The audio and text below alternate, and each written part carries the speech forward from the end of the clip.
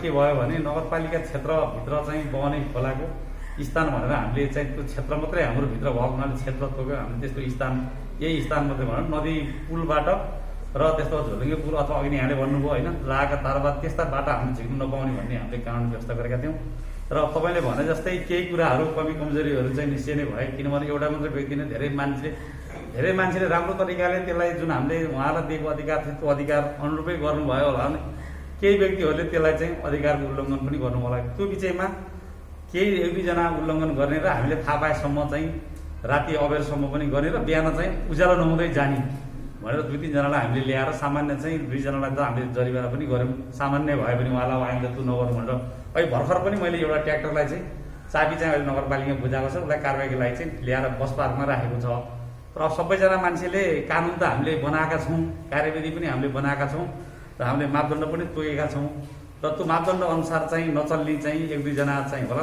सबै मान्छेले त्यो चाहिँ गऱ्यो होला भनेर चाहिँ म भन्दिनँ किनभने तर यहाँहरूले भनेको कुरा जुन हो त्यो कुरा मलाई पनि चाहिँ त्यो अनुगमन क्रममा पनि मैले एउटा ठाउँ भेटेँ र मैले पनि अब व्यक्तिगत रूपमा अस्ति पनि हामी 5-6जना ओडाजीज्यू 4 नम्बरको 1 नम्बरको लगायत हामी खोलामा पनि गएका थियौँ तपाईँहरूले यो तार जाली लगाएको ठाउँबाट किन ढुङ्गा झिकेको भनेर हामीले भन्यौँ हाम्रो त अब नगर प्रहरी 2-3जनाले मात्रै त सबै सम्भव भएन खोलासम्म यहाँले भने जस्तै अबका भोलिका दिनमा हामीले यो परामर्शदाताहरूले दिएको चाहिँ जुन रिपोर्ट छ त्यो रिपोर्टको आधारमा भोलिका दिनमा नगरपालिकाले कहाँ कुन क्षेत्र भन्ने पनि क्षेत्र पनि तोक्नुपर्छ भन्ने कुरा यहाँले जुन भन्नुहुन्छ त्यो अत्यन्तै राम्रो कुरा छ त्यो कुरालाई हामी निर्देश गरौँला भन्ने मन लाग्छ र हामीले अहिले तोकेकोमा राजस्व पनि उहाँले बुझाइसक्नु भएको छ र 15 दिन भनेको हिजोबाट चाहिँ मलाई लाग्छ अस्तिबाट चाहिँ समय सीमा पनि उहाँहरूको समाप्त भएको छ अब यदि कसैले खोलामा अब पनि फेरि हामीले नगरपालिकाले पनि भनेको अटेर गरेर अथवा हामीले भनेको कुराहरूलाई नटेरिकन उहाँहरू त्यो क्षेत्रमा प्रवेश गर्नुहुन्छ उहाँहरू त्योबाट चोरी निकासी गर्नुहुन्छ भने उहाँहरू कारबाहीको भागीदार हुनुहुन्छ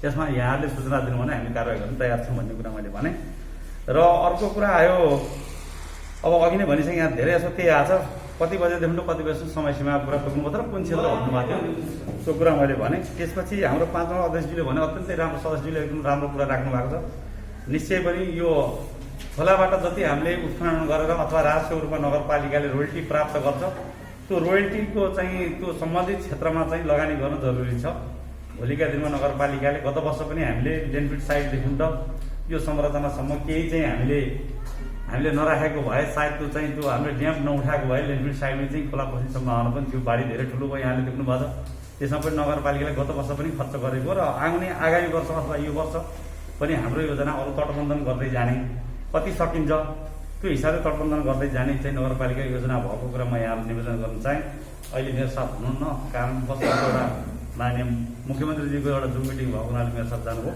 अहिले मैले यति भने यहाँहरूको उठेका कुरा र अब यो त एउटा परामर्शदाताहरूले त उहाँहरूले त एउटा निश्चित समय सीमालाई आफ्नो चाहिँ एउटा कानुनी हिसाबले नैतिक हिसाबले उहाँले जे देख्नुहुन्छ त्यो गर्नुहुन्छ उहाँहरू जानुहुन्छ त्यसपछि यो कामलाई चाहिँ हेर्ने नगरपालिकाबाटै त्यसबाट एउटा यो कानुनी बाध्यता भएको हुनाले हामीले यो उहाँलाई नियुक्ति गर्न परेको मात्रै हो हामी आफैले पनि त्यो गर्ने आखिर स्वीकृति दिने त अहिले अधिकार हामीसितै छ तथापि पनि यो क्षेत्रबाट चाहिँ अब कति परिणाममा मलाई लाग्छ निश्चय नै उहाँहरूले अब अनुगमन पनि गर्नुभयो होला खोलामा कति चाहिँ घनमिटर चाहिँ हामीले चाहिँ निकाल्न सकिने र कुन क्षेत्रमा त कति घनमिटर र टोटलमा प्रत्येक वर्ष हामीले निकाल्दा कति घनमिटर निकाल्दाखेरि हामीलाई वातावरणीय चाहिँ प्रभावको हिसाबले त्यो चाहिँ एउटा उपयुक्त हुन्छ त्यसले हामीलाई कुनै नकारात्मक असर पार्दैन भन्ने कुरा त त्यो टोटल्ली उहाँले प्राविधिक रिपोर्ट दिएपछि हाम्रो पनि चाहिँ प्राविधिक इन्जिनियर साहबहरू हुनुहुन्छ त्यसलाई हेर्नुहुन्छ उहाँहरू त्यसलाई पनि फाइनलाइज गर्नुहुन्छ मलाई लाग्छ आजको चाहिँ यो मिटिङमा त्यो हाम्रो चाहिँ कार्यालयको चाहिँ प्राविधिकहरू पनि आउनुपर्ने थियो उहाँले किन आउनु भएन उहाँले खबर गर्नुभयो भएन अथवा हामीबाट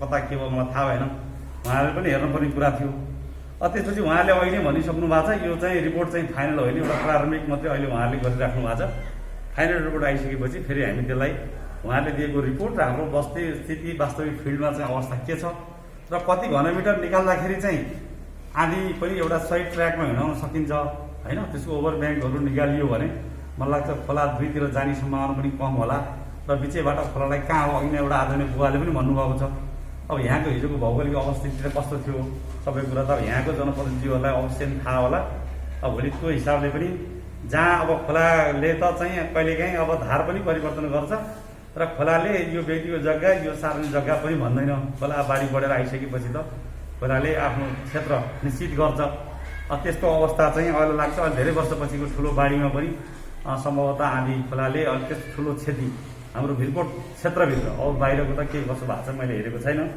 भिरकोट क्षेत्रभित्र त्यस्तो खालको ठुलो क्षतिबाट भिरकोट नगरपालिका जोगिएको छ भन्ने हाम्रो बुझाइ छ।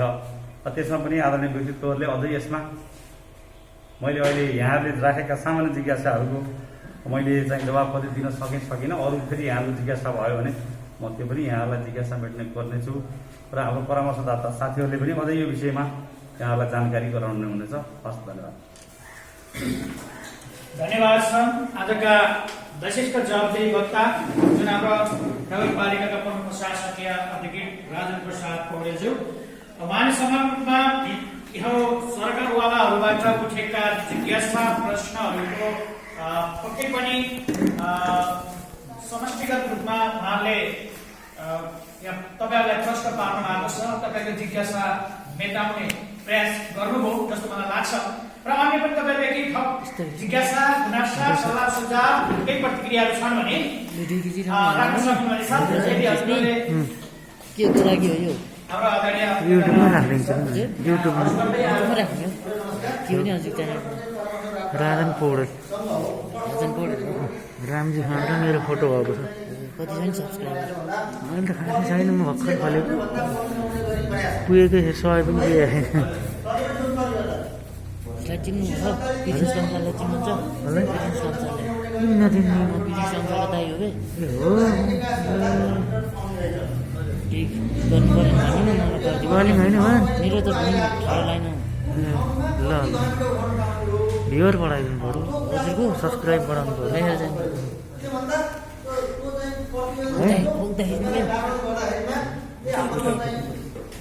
बाँधमा गयो, खोलाको हाडमा गयो भन्ने कुराहरू भइरहनु भएको हो। कुन ठाउँमा कति घनमिटर उठाउन पाउने हो त्यो कुराहरू प्रष्ट रूपमा आउनु पर्यो। त्यो सबै गरे 81,000 घनमिटर भनेर त एकमुष्टमा आउनु भएन। कुन ठाउँमा पछि हो त्यो प्रष्ट रूपबाट उसले गराउनु पर्यो एउटा कुरो। अर्को कुरा उहाँले पनि भन्नुभएको छ यो वातावरणीय प्रभाव न्यूनीकरण गर्नको लागि कुन ठाउँमा हामीले के गर्नुपर्ने हो त्यो कुराहरू पनि स्पष्ट रूपमा आयो भने नगरपालिकाले योजना बनाउन सजिलो हुन्छ। त्यो कुरो प्रतिवेदन आउनु पर्यो भन्ने कुराहरू एकदमै राम्रो जुन सुझावलाई प्रदान गर्नुभयो यहाँलाई हामी आभारी छौँ। जुन यो प्रारम्भिक प्रतिवेदनमा जहाँसम्म आइसक्यो होला, म एकचोटि हाम्रो कन्ट्रक्सनका प्रतिनिधिलाई म अनुरोध गर्न आग्रह गर्न चाहन्छु सुन्नको लागि। पक्कै पनि प्रारम्भिक हजुरहरूले प्रतिवेदन जुन अहिले सार्वजनिक गर्दै हुनुहुन्छ, तपाईँले यो आदि खोलाको जुन हाम्रो भिरकोटको सिमानामा गरिसक्नु भएको छ, कुन कुन ठाउँमा तपाईँले चाहिँ त्यो उठाउन सक्ने ब्याङ्कहरू देख्नु भएको छ र कति कति उठाउनु पर्नेछ त्यो पनि अलिकति यहाँको बिचमा केही आँकडा छ भने सरले अघि भन्नुभयो त्यो कुरा एकदमै जायज कुरा भन्नुभएको छ। अलिकति मिसअन्डरस्ट्यान्डिङ भयो जस्तो लाग्यो। यो 100 देखि 300 भनिएको के हो? नियम अनुसार दैनिक 100 देखि 300 सम्म भन्दा माथि गयो भने इआइए गर्नुपर्ने हुन्छ, आइएले पुग्दैन। त्यही भएर त्यहाँभन्दा कम निकाल्ने हाम्रो यो आयोजना हो। त्यस अन्तर्गत हामीले कुन ठाउँबाट कति निकाल्ने पुरै म्यापमै कोड गरेर यहाँबाट यति निकाल्नु पर्ने, यहाँबाट यति निकाल्नु पर्ने भन्ने कुरा हामीले फाइनल रिपोर्टमा दिन सक्छौँ। अहिले किन भन्न सकिँदैनौँ भने हामीले पनि सफ्टवेयरहरू युज गरेर क्यालकुलेसन गर्नुपर्ने हुन्छ। साइडमा हामीले लिने इन्फर्मेसन चाहिँ हामीले साइडबाट लग्यौँ। त्यसको डिटेल चाहिँ पछि हामीले जुन प्रेजेन्टेसनमा आउँछ नि, यो ठाउँबाट यति निकाल्न मिल्ने, यहाँबाट यति, यहाँभन्दा धेरै निकाल्न नहुने, यो निकाल्यो भने अझै यसमा चाहिँ असर पर्छ, यसमा त थोरै छ नि त। त्यही भएर त्यो गर्नुपर्छ भन्ने कुरा हामीले पछि गर्नुपर्छ भने भएर यहाँ नराखेको मात्रै हो। अर्को सरले भन्नुभएको कुरा आयो सर। धन्यवाद सर। मैले अलिकति त्यही प्रारम्भिक प्रतिवेदनमै यहाँलाई त्यो अलिकति आइदियो भने यो ठाउँमा यति हुँदो रहेछ भनेर पछि तपाईँहरूले पनि त्यो चाहिँ जिज्ञासा राख्न सक्नुहुन्छ, प्रश्न गर्न सक्नुहुन्छ त्यो ठाउँमा भन्ने तरिकाले मैले त्यो राख्न खोजेको। र हामी यो एउटा जिज्ञासाको निमित्त हाम्रो सञ्चारकर्मी राजेन्द्र पौडेलजी हुनुहुन्छ। आफ्नो जिज्ञासा राख्नको लागि छोटकरीमा बुदागत रूपमा राख्नलाई म अनुरोध गर्न चाहन्छु। सबैलाई नमस्कार। म सम्बोधन गर्नतिर लागिनँ। गत वर्ष यही आँधी खोला उत्खनन गर्ने क्रममा म यता भिरकोट 5 तिर जाने आउने क्रममा यही पक्की पुल मुनि पुलको मापदण्ड कति हो त्यो मलाई थाहा छैन, तर पक्कै पुल मुनि नै पोलकै मुनि उत्खनन गरेको देखियो र जनगुनासो पनि आएको कारणले त्यसलाई फोटो खिचेर मैले त्यसलाई पब्लिक आवाज मार्फत पत्रिकामा प्रकाशित भएको पनि थियो र त्यो सम्बन्धमा नगरपालिकाको सुनवाई कति रह्यो र अहिले खन्ने क्रममा फेरि त्यस्तै भएको छ कि छैन र त्यो हुनु राम्रो हो कि होइन र जनताले यहाँ जनसमुदायले के भन्नुहुन्छ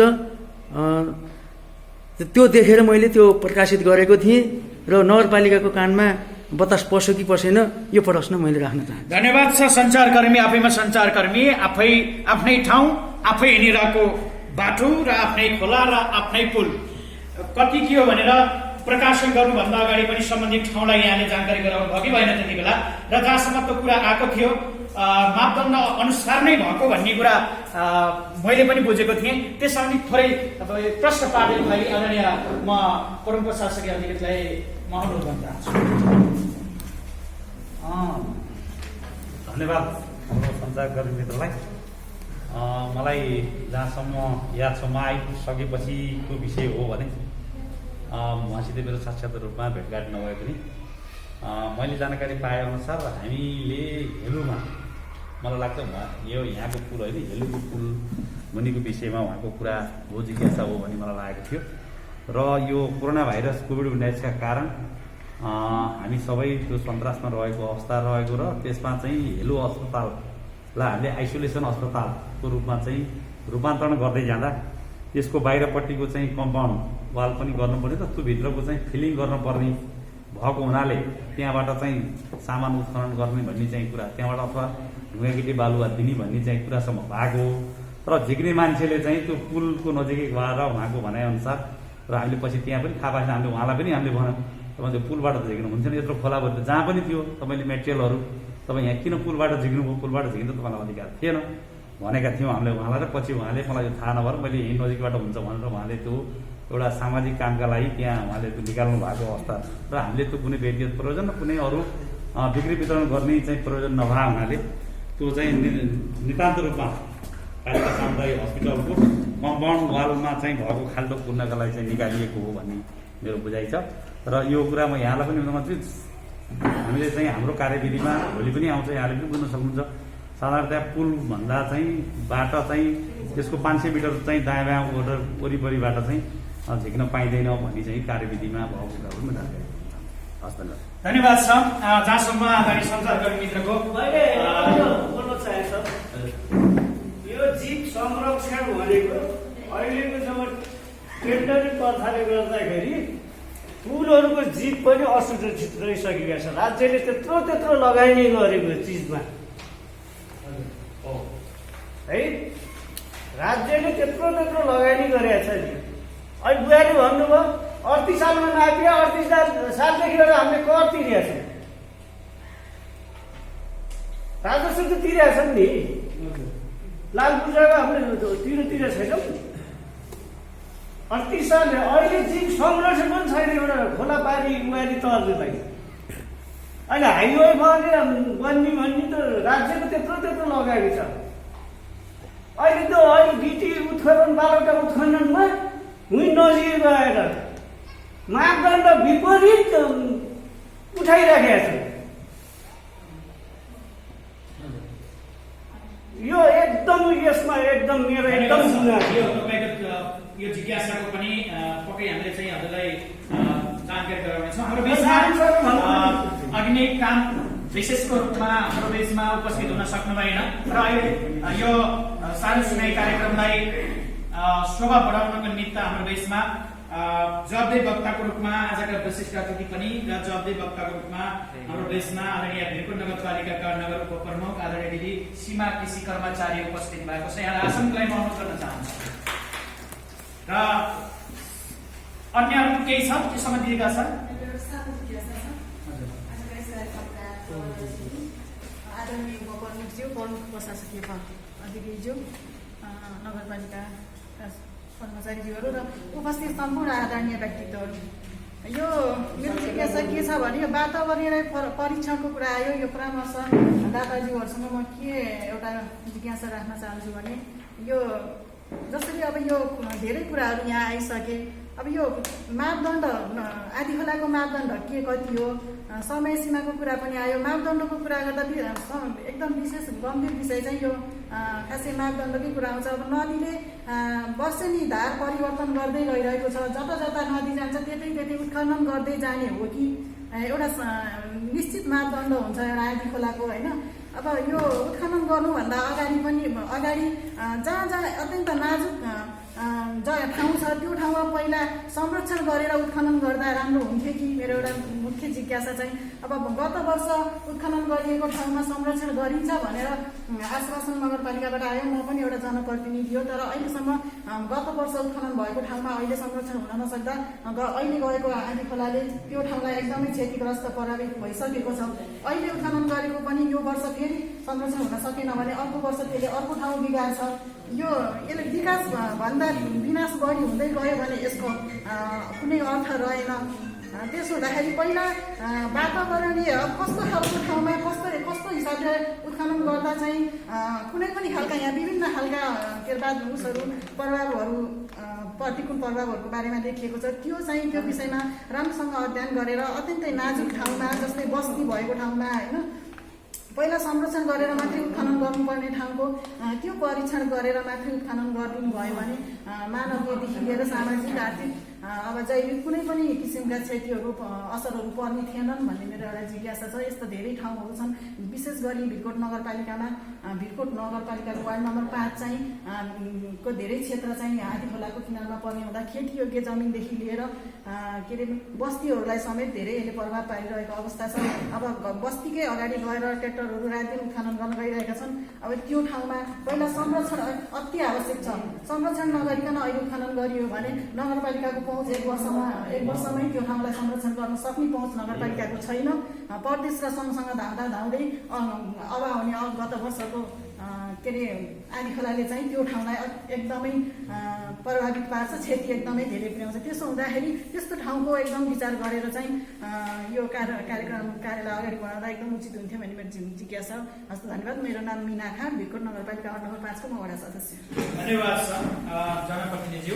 यहाँले आफ्नो जुन ठाउँ व्यवस्थित होस्, त्यहाँका जैविकदेखि लिएर हरेक किसिमका जीवहरूको हनन नहोस्, सबै किसानहरूको पेट भोको नरहोस्, पेट भोको नरहनको लागि नदिनको लागि व्यवस्थित मापदण्ड अनुसारको उत्खनन होस् अथवा र यसको संरक्षण होस् भन्ने जुन यहाँले जिज्ञासा गर्नुभयो, आफ्नो राय सल्लाह सुझाव पनि प्रदान गर्नुभयो।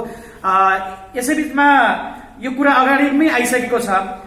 थोरै हाकिम साहबले यसलाई दर्शाउनु हुनेछ कि म डाइरेक्ट हाम्रो नगर उपप्रमुखलाई प्रदान गर्नु? हुन्छ। हाम्रो राजस्व जुन यो हाम्रो समिति छ नगरपालिकाको राजस्वको हाम्रो संयोजक सङ्कलनको संयोजक पनि हुनुहुन्छ कि आदरणीय दिदी, राजस्व सम्बन्धी अहिले कुरा आएको थियो। त्यहाँबाट उठेका राजस्व कहाँ गएको छ, त्यहाँ उठेका राजस्वलाई त्यही व्यवस्थित गरिएको छ कि छैन, लगानी गरिएको छ कि छैन भनेर धेरै कुरा आएको थियो र त्यस सम्बन्धी पनि प्रश्न पार्दैन होला। जहाँसम्म लाग्छ जहाँबाट उठेको राजस्व छ त्यसैको चाहिँ व्यवस्थापनको लागि त्यही प्रयोग भएको छ पक्कै पनि, र उहाँले थोरै अझै प्रश्न पार्नुहुनेछ। केही भनाइसहित यही जिज्ञासाहरूको जुन प्रत्युत्तर अथवा जवाब दिँदै आफ्नो केही भनाइ राखिदिनुको लागि माननीय नगर उपप्रमुख सीमा केसी कर्माचार्यज्यूलाई अनुरोध गर्न चाहन्छु।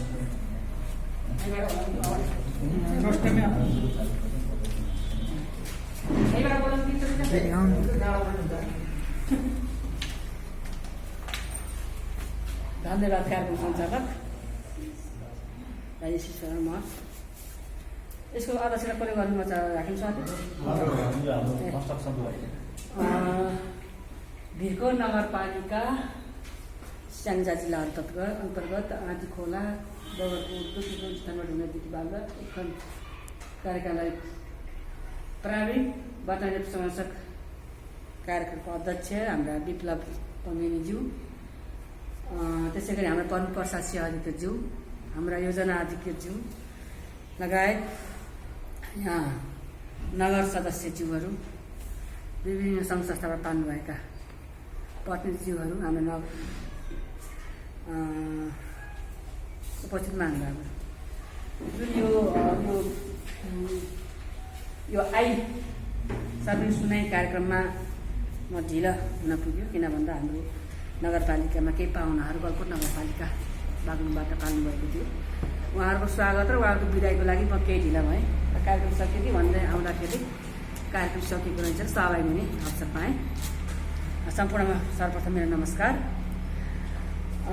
अब यो अहिले प्रदेश नेतृत्व अनुसार यो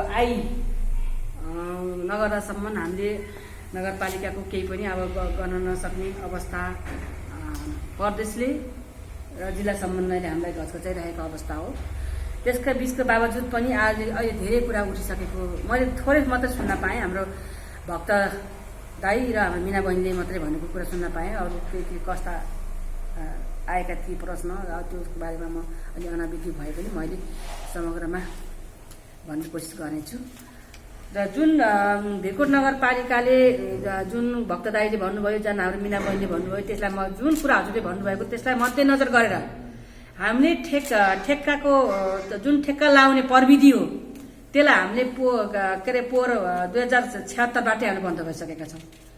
किन भन्दा हामी निर्वाचित भएर आइसकेपछि खोला हामी ठेक्का गऱ्यौँ। ठेक्का गरिसकेपछि यो ट्र्याक्टर व्यवसायी भन्दा पनि ट्र्याक्टरमा काम गर्ने जुन ट्र्याक्टरको ड्राइभर र लेबरहरूले पटक्कै कुरो बुझेनन्।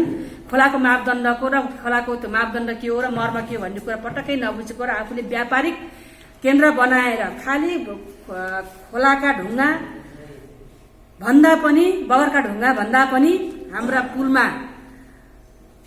पुलको जुन 500 वरपर भन्ने मापदण्ड छ, तलमाथि भन्ने मापदण्ड छ, त्यसलाई पनि ख्याल गर्नु भएन। र अझै हामीले जुन खोला तटबन्धनका लागि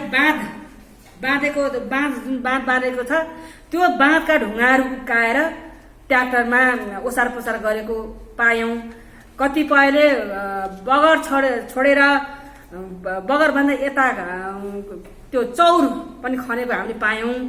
हामी निर्वाचित भइसकेर आएपछि हामी निर्वाचित यहाँका प्रमुख उपप्रमुख पनि भयौँ, अध्यक्ष सदस्य पनि भयो, तर हामी गोठाला जस्तो भएर हिँड्नु पर्यो। एउटाको फोन आउँछ, ल उहाँ छाङछाङदीमा ल बगर खन्यो ट्र्याक्टरले भनेर खबर आउँछ, पुलिस प्रशासन पठायो, के हुन्छ अब त्यहाँ? अब रोकिँदैन। कहिले मेयर साहब नै दगाउनु भएको छ, कहिले म नै दगाएको छु।